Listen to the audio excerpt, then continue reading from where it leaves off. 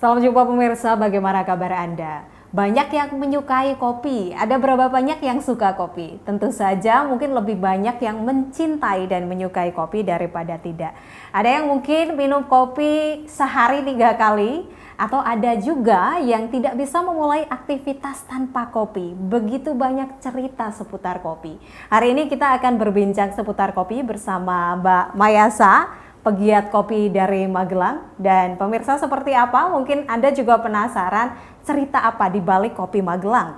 Bersama saya Putri Rahmadani, pemirsa, hanya untuk Anda. Inilah Bangga Magelang, ruang rebuknya Wong Magelang. Merumuskan visi di Magelang TV. Hanya di Bangga Magelang, ruang rebuknya Wong Magelang. Baik pemirsa, seperti biasa bagi Anda yang belum mendownload aplikasi GPM Stream, segera download aplikasi GPM Stream sehingga Anda bisa menyaksikan tayangan Magelang TV hanya dengan satu genggam handphone kesayangan Anda. Dan bagi Anda juga yang belum follow Instagram kami, segera follow di @magelang_tv dan juga subscribe YouTube official kami di @magelang_tv. Halo Mbak Maya, apa kabar? Baik, Mbak Putri, sangat baik. Cantik banget hari ini, fresh gitu. Apa karena minum kopi? Mungkin. Mbak Maya, sebelum kita ngobrol lebih jauh tentang kopi ini, secinta apa atau sedekat apa Mbak Maya dengan kopi? Kopi bagi saya sudah sebagai soulmate.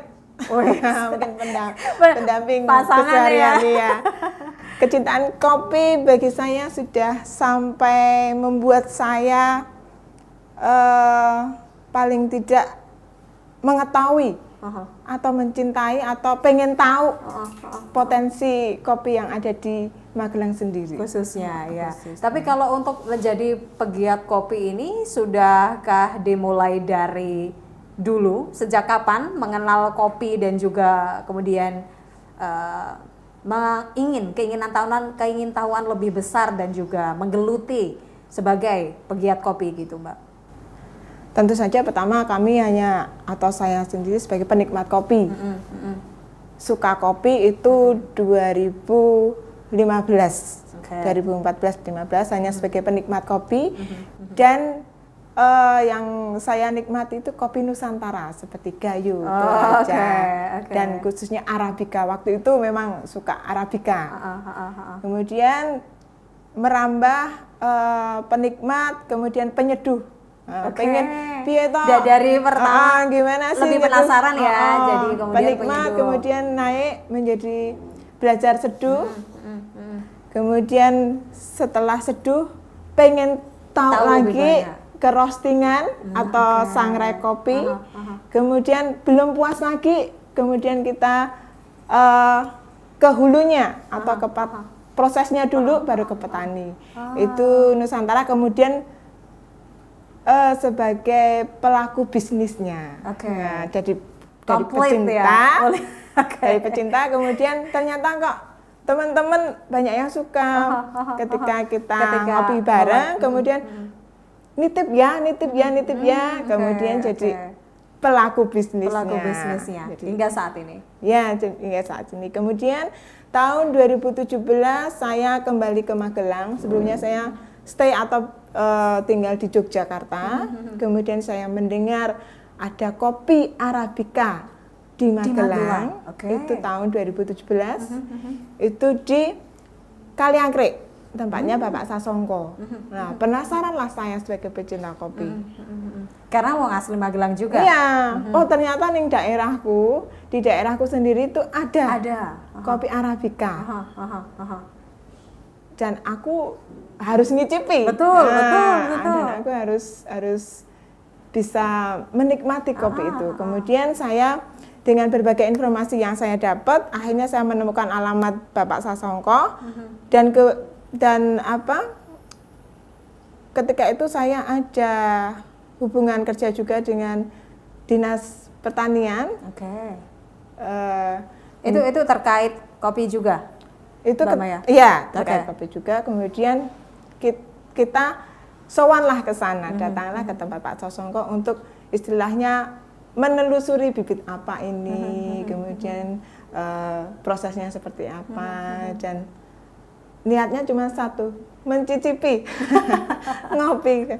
Kemudian sampai di sana ternyata sudah berproses sangat baik ketika tahun 2017 sudah berproses, kopi Pak Sasongko sudah berproses sangat baik dari prosesan, kemudian hingga sampai penyajian ya? Penyajian belum waktu itu, penyajian belum, dan memang tidak ada yang menyentuh ke sana waktu itu tahun 2017. Kemudian Pak Sasongko juga mempunyai putra namanya Pak Mas Rinto.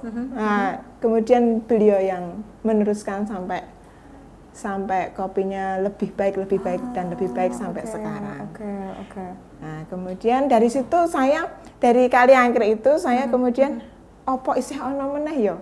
Ya, di daerah lain lagi ya di Magelang ini yang potensi kopinya ada atau tanaman kopinya ada. Kemudian kami searching lagi, kami cari-cari, ternyata banyak. Masya Allah. Banyak. Bahkan, ini seperti menemukan tambang emas gitu ya bagi Mbak Maya yang. Kemudian saya berpikir, kenapa aku harus memakai kopi dari daerah yang lain? Betul. Kalau di tanah kelahiran saya saja ada banyak bahkan. Malah itu menjadi tugas sebagai putra daerah juga untuk mengembangkan potensi. Ya, dan kemudian saya Kali Anggrek, kemudian Kajoran, kemudian Gerabak, Pakis, Ngablak juga, ternyata banyak potensi. Memang sudah ada yang sudah berproses bagus, ada yang perlu edukasi untuk mencapai kopi yang standar, paling tidak SNI atau SCCAI. Nah, ternyata belum banyak petani-petani kita yang memiliki pengetahuan cukup tentang itu. Iya. Bahkan kami sempat kaget, seneng, shock ketika kami mengedukasi di daerah Ngargoretno. Ngargoretno itu ada di Salaman. Nah, ketika kami datang ke sana, kemudian bertemu dengan petani, kemudian mereka memperlihatkan kopi-kopi mereka, kemudian kami identifikasi varietasnya, ternyata kami menemukan beberapa kopi langka. Nah, ini dia. Nah, selangka apa itu, Mbak selangka Maya? itu pohon peninggalan Belanda. Pohon peninggalan Belanda. Ya, dan itu sudah langka, bahkan bisa dihitung pohonnya yang ada di Indonesia. Wow. Jadi ya, kami lama banget itu pasti. Iya. Wow.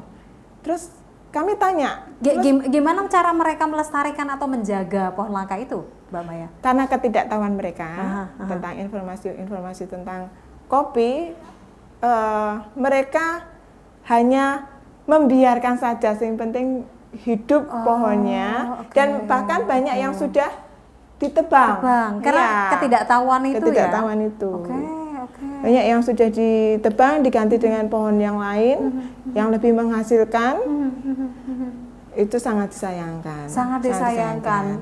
Dan masih seputar kopi langka ini nanti kita lanjutkan setelah jeda pariwara berikut ini ya Mbak Maya. Pemirsa jangan beralih dari tempat duduk Anda, tetaplah bersama kami di Bangga Magelang, ruang rembuknya Wong Magelang. Bapak pemirsa, Anda masih bersama kami di Bangga Magelang, ruang rembuknya Wong Magelang. Di segmen sebelumnya, Mbak Maya, kita berbincang tentang banyaknya potensi yang sebenarnya dimiliki oleh Kota Magelang atau Kabupaten Magelang, Magelang secara keseluruhan. Dan salah satunya tadi ada pohon langka yang ternyata ditemukan dan baru diketahui. Ini miris ya Mbak Maya? Miris sekali. Bisa dilanjutkan lagi ceritanya Mbak Maya? Jadi ketika itu kami melihat ada beberapa varietas kopi langka, dan ketika kami telusuri ke para petani-petani ini, mereka tidak tahu dan banyak pohonnya sudah digantikan.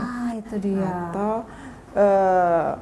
ini kopi tidak produktif ataupun kopi tua. Karena nggak bisa memaksimalkan potensi itu kan sebenarnya bukan kendala dari ini kopi ya, jadi itu yang bikin kami gelisah, resah. Di sini ada, kenapa? Jadi bagi mereka duwe-duwe wit-witan. Duwe-duwenan. Jadi ketika mereka melihat tidak produktif dan tidak tahu kopi apa. Sedih banget itu. Ya, kemudian kami mulai pendekatan lagi. memberitahukan bahwa ini kopi langka. Kita perlu bangga jika kita bisa melestarikan kembali. Dan alhamdulillah ada beberapa petani di sana yang ya semangat. Setelah mengetahui itu semangat ya? lagi untuk meremajakan atau pembibitan baru. Atau melestarikannya kembali. Itu ya. Nah, ada beberapa wilayah di Magelang. Beberapa wilayah. Selain di situ berarti ada juga ditemukan pohon sejenis atau jenis Pohon lainnya? sejenis. Pohon sejenis juga? Sejenis. Oh, oke. Wah, jadi menarik ya. Kalau melihat sendiri, seperti apa Mbak Maya melihat perkembangan kopi di Magelang ini, Mbak? Dengan sebenarnya potensi yang tadi luar biasa sekali, dan juga Mbak Maya dan teman-teman juga dari pegiat kopi menemukan banyak-banyak kopi langka gitu. Kalau sejauh ini di mana kita bisa melihat persaingan juga cukup ketat kopi di daerah di sekitar Magelang gitu. Seperti apa Mbak Maya melihat perkembangan kopi di Magelang? Perkembangan 3 tahun terakhir ini sangatlah pesat. Di mana-mana ada kopi. Bahkan para petani sudah mempunyai produk sendiri-sendiri. Ya. Produk Itu yang cukup membanggakan ya. Cukup Mbak, membanggakan.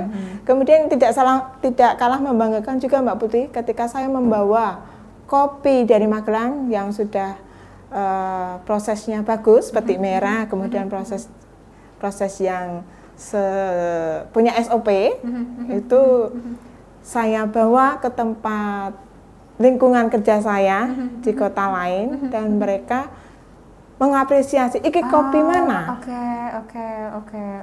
Mereka menyebutkan beberapa daerah terkenal dengan kopinya. Dan apa ini dari daerah ini kopi ini bukan.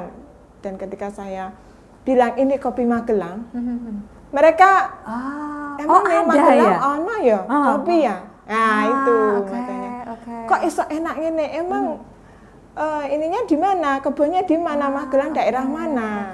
Dan dari situ saya semakin semangat bahwa dari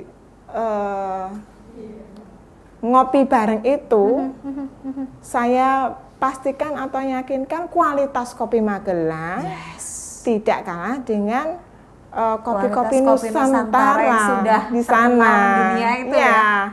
Yang bahasa perkopiannya itu clean, kemudian bold, balance. Nah, dengan istilah-istilah kopi itu dari mereka-mereka penikmat kopi di kota lain, itu saya semakin pede, semakin percaya diri dan juga kopiku, daerahku itu sebenarnya bisa setara dengan kopi-kopi Nusantara yang lain. Wah, saya senang juga mendengarnya dari langsung pegiat kopi dan juga sudah ada testimoninya. Iya.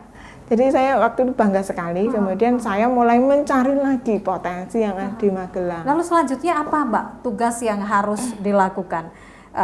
Mbak Maya sendiri mungkin dengan adanya potensi yang luar biasa dengan cita rasa yang juga tak kalah dengan kopi Nusantara di daerah lainnya begitu.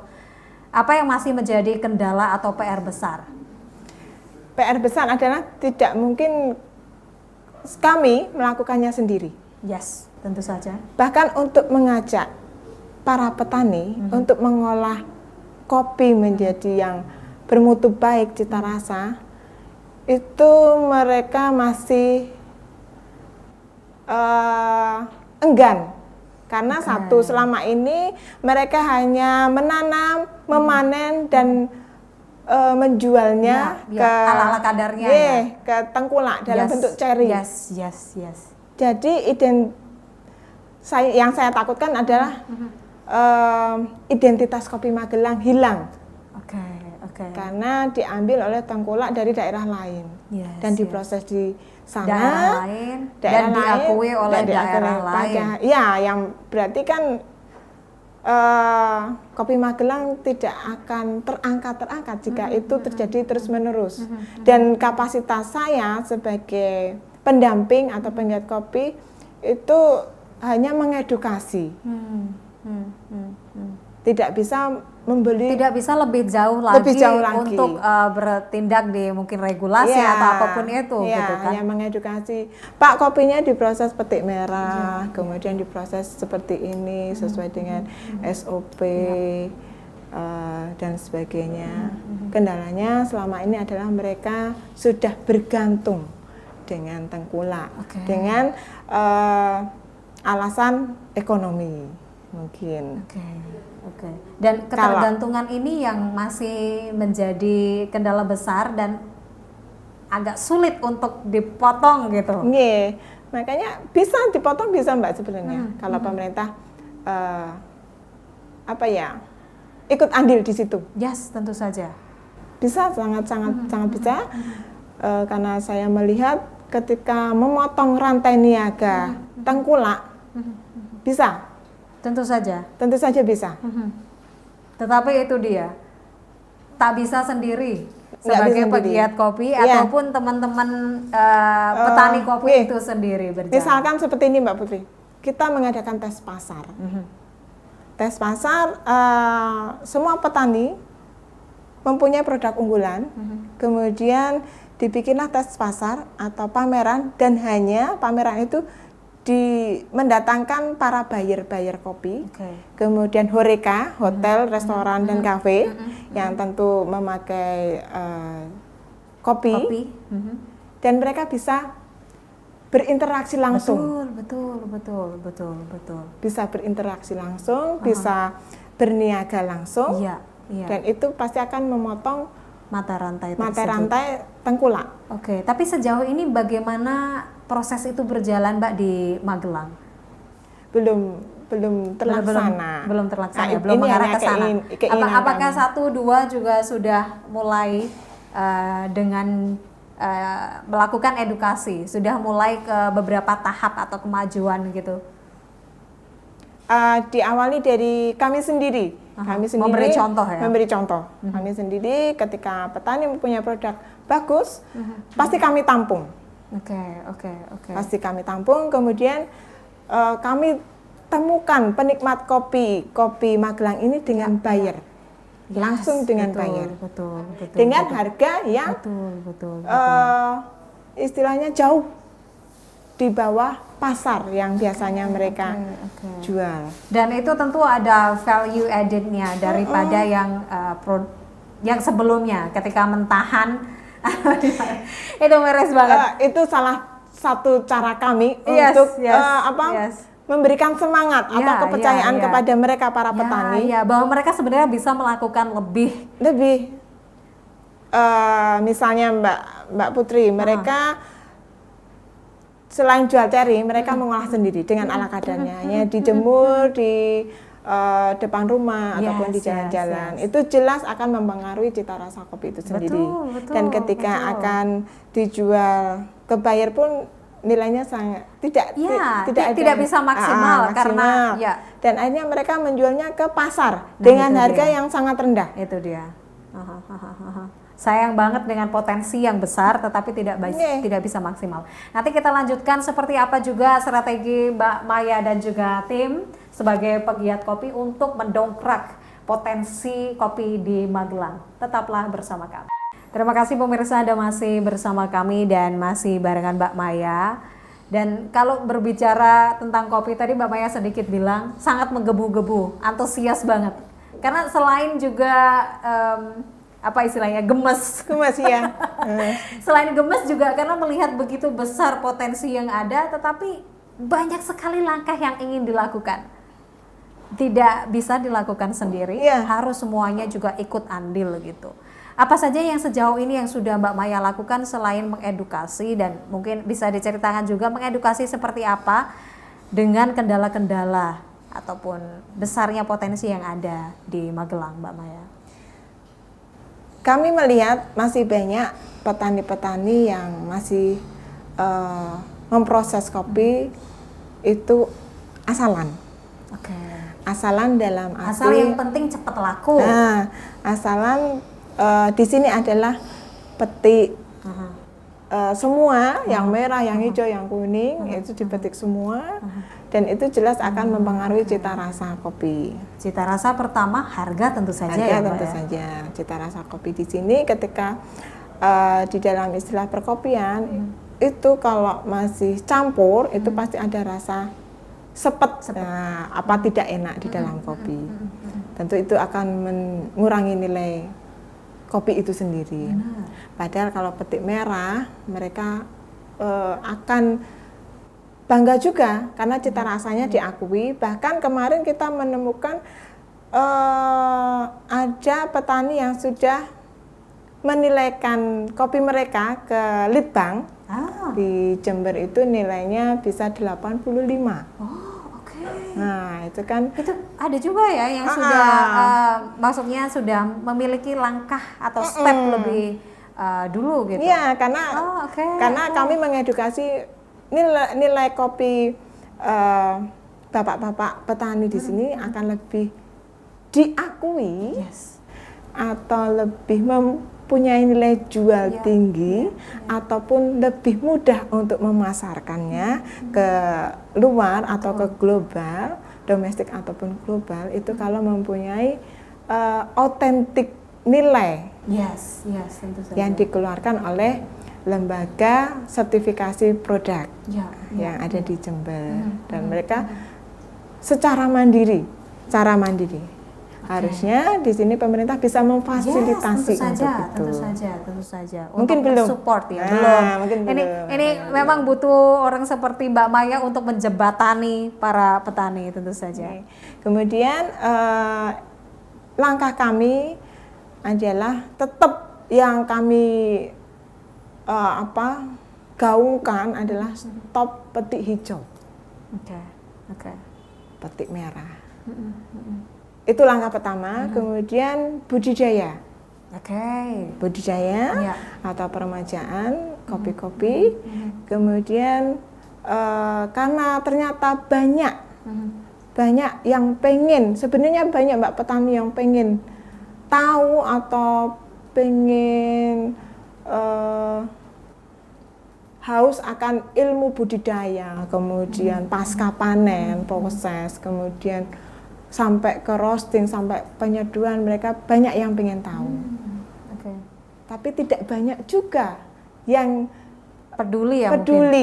Nah, jadi kami yang istilahnya minggu ini, karena saya ada waktunya Sabtu Minggu weekend, jadi minggu ini ke daerah ini, ke daerah ini, ke daerah ini, kemudian timbullah keinginan saya punya lahan percontohan. Dan kemudian alhamdulillah di situ dari di daerah kapan lahan percontohan itu, Mbak Maya? Paren atau di Kaliangkrik. Di Kaliangkrik. Ya. Dari kapan, Mbak Maya? Baru 2 bulan, 3 bulan ini. Jadi ketika daripada saya ke sana, saya bikin lahan percontohan yang difasilitasi oleh pemerintah Ketangi, khususnya daerah Paren, menggunakan lahan perhutani. Nah, saya minta, aku butuh lahan nih. Oke Mbak Maya, butuh berapa hektar? Gitu.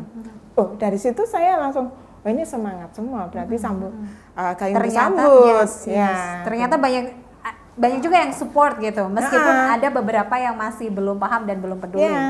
Kemudian dari situ kita membuka lahan untuk dijadikan lahan percontohan atau demprot. Kemudian semuanya secara mandiri. Nah, secara mandiri harapannya adalah kami hanya ingin ada kopi mutu kualitas bagus di Magelang. Dan itu kalau itu misi besar ya. Besar. Karena mampu. Karena bisa. Betul. Ini bukan sekedar mimpi. Bukan sekedar mimpi, karena ada. Dan Magelang mampu. Tinggal menuju ke sana. Kemudian harapan saya pemerintah lebih memperhatikan dengan program-program, karena banyak petani yang ingin tahu tentang perkopian, adalah paling tidak pusat belajar petani di Magelang. Kemudian program intensifikasi ataupun ekstensifikasi. Kemudian diterapkannya GAP, Good Agricultural Practice. Dengan di situ ada yang namanya High Density Planting. Banyak sebenarnya yang pemerintah bisa lakukan untuk memaksimalkan kopi Magelang naik kelas. Ya, untuk memaksimalkan potensi kopi Magelang. Terakhir Mbak Maya, selain harapan-harapan kepada pemerintah, kita berharap juga semua itu bisa terlaksana dan insya Allah kedepannya ada audiensi dan itu juga bisa berjalan dengan lancar. Terakhir Mbak Maya melihat seperti apa kopi Magelang dan apa yang membedakan kopi Magelang dibandingkan kopi-kopi di daerah yang lain gitu. Silakan Mbak Maya. Kopi Magelang itu mempunyai rasa atau notes, kami sebut notes itu dia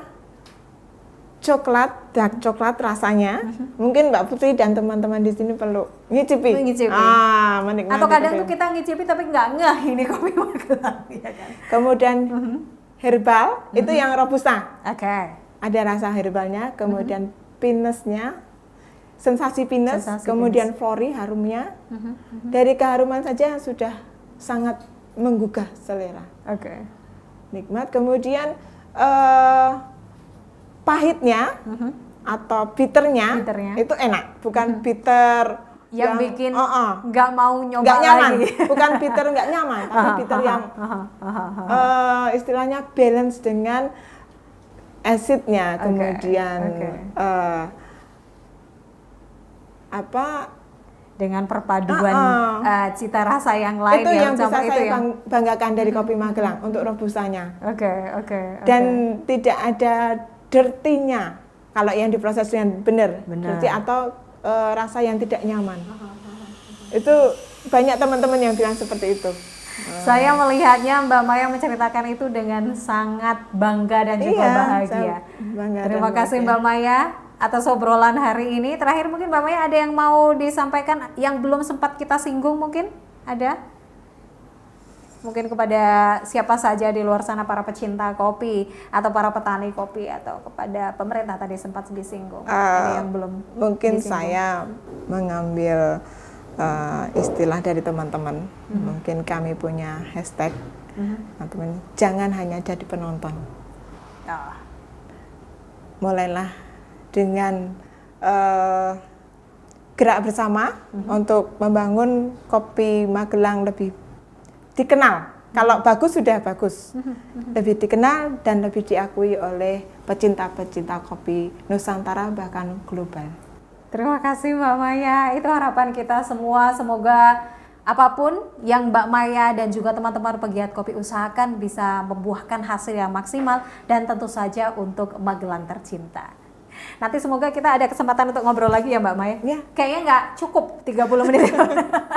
Saya Mbak Maya ini banyak banget ceritanya, ini kisahnya belum diungkap banyak banget. Banyak banget. Jadi keresahan-keresahan yang tidak tersampaikan. Iya.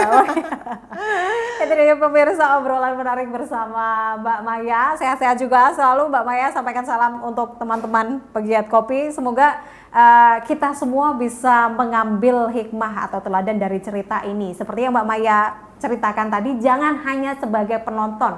Sebagai putra daerah di Magelang tentu menjadi salah satu kewajiban bukan hanya membanggakan produknya tetapi juga membawa produk Magelang menjadi lebih baik dan berkelas dibandingkan daerah lain atau bisa membawanya ke tingkat global. Saya Putri Ramadhani, sampai jumpa.